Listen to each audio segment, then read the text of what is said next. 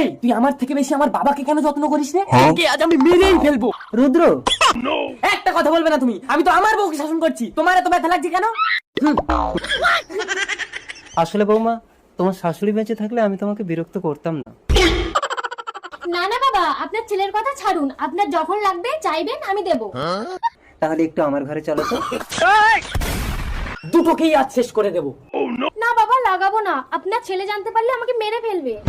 আজ আমি কোনো বাহানাই শুনবো না, তাড়াতাড়ি লাগাও। ছেলে জানতে পারলে কিন্তু লাগাতেই দেবে না। লাগিয়েছি তো, এবার কি করব? এবার তুমি একটু নিচু হও, আমি ধরে চেপে দিচ্ছি। বৌমা, আরেকবার আঙুলে ভালো করে লাগিয়ে একটু চাপ দাও তো।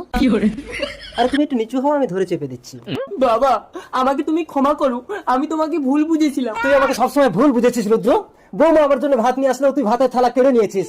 তাই আমার সমস্ত সম্পত্তি আমি বৌমার নামে লিখে দিয়ে আমার বাকি জীবনটা কাটাতে আমি বৃন্দাবন চললাম। বাবা, পিতা স্বর্গ